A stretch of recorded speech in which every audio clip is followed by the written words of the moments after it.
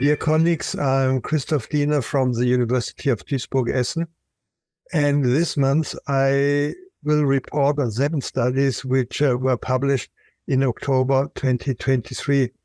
Let me start with hearing loss as a risk factor for cognitive impairment and the development of dementia. This has long been known, but would it work if you improve hearing function? Now, this has been studied in the randomized ACHIEVE study published in Lancet.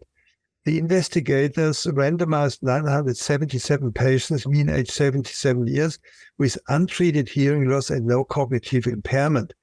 They either received a hearing device or they just received education.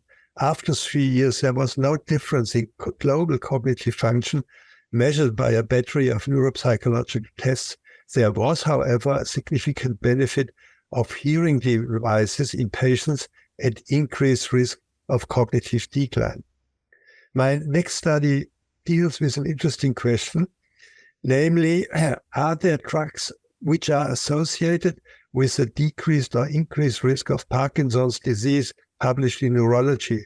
This is a cohort study of the entire Norwegian population between 2004 and 2019 with 600 million prescriptions. And the study population was 3.2 million people in Norway, of whom 15,850 developed Parkinson's disease. Associated with a lower risk of Parkinson's disease were drugs which act on the renin-angiotensin system, systemic administration of corticosteroids, and vaccines. An increased risk of Parkinson's disease was associated with drugs that are usually given to treat prodromal symptoms of Parkinson's disease, like, for example, constipation, incontinence, and depression. And this should perhaps encourage us to do prospective studies with drugs that act on the renin-angiotensin system, for example, antihypertensive treatment, and see what happens. The third study deals with the benefit of endovascular thrombectomy in patients with large ischemic infarcts. We were always afraid to treat these patients because we were afraid of bleeding into the ischemic area after successful recanalization. The TENSION study published in Lancet randomized 253 patients with occlusions of the large arteries and large ischemic strokes defined as aspect score 3 to 5 within 12 hours. Thrombectomy compared to medical treatment was significantly more effective for the functional endpoint than medical therapy. And this means, together with the 2 studies which were published earlier this year, we have now 3 randomized trials which clearly show the benefit of thrombectomy in people with large ischemic stroke and no increased risk of bleeding into the ischemic area. My next topic is remote ischemic conditioning, something which is used in myocardial infarction. Last year, there was a study published in China which showed that remote ischemic conditioning with ischemia at the upper extremities improves outcome after ischemic stroke. Now, this study was replicated in Denmark with 1,500 patients randomized within 4 hours.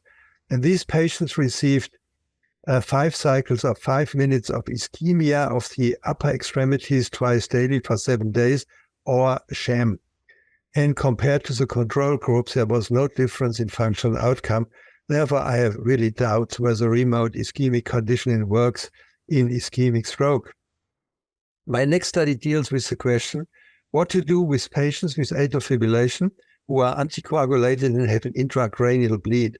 These patients have a high risk of ischemic stroke and would need anticoagulation, but they also have an increased risk of bleeding. So what is the benefit or risk? Now, this is a patient-based, single patient-based meta-analysis of 4 small trials, the so-called Cochrane study published in Lancet Neurology. They looked at 412 patients and they found no difference for stroke or death in patients receiving anticoagulation compared with people who did not receive anticoagulation, but this was most probably not the adequate endpoint. Because if you look at ischemic events, and in particular ischemic strokes, there was a clear benefit of initiating anticoagulation again, with only a small increased risk of, again, intracerebral or intracranial bleeds. We will learn more when the ongoing larger randomized trials are finalized. My next study deals with radiologically isolated syndrome risk. This is a predictor of multiple sclerosis. These are people who have MS signs on MRI imaging but no symptoms. And last year, a study was published which showed that glatiramer acetate has a benefit in these patients by delaying the time until the first clinical manifestation of multiple sclerosis. Now, this was now again studied with teriflunomide in 124 patients and published in JAMA Neurology. And they showed that in these patients, the treatment with teriflunomide compared to placebo delayed the time until the first clinical manifestation of MS. There was no difference, by the way, in the number of newly developed MS loci on MRI. In my last study deals with the question, how common are triptan non-responders, published in the Journal of Headache and Pain. We have two new classes of migraine drugs for the acute treatment, G-pens and D-tans. And these drugs are promoted by the companies for patients who are so-called non-responders for triptans. And the German Headache Society looked in its database in more than 2,200 patients. How often are patients not responding to a triptan? And they found out that 42 were failures to one triptan, and 13% to two triptans, and only 4% to three triptans. And this basically shows that non-responders are almost non-existing. And this would be particularly true if the most effective treatments are used, and these are rizatriptan and elatriptan. So, dear colleagues, I think October was a fascinating month for neurology.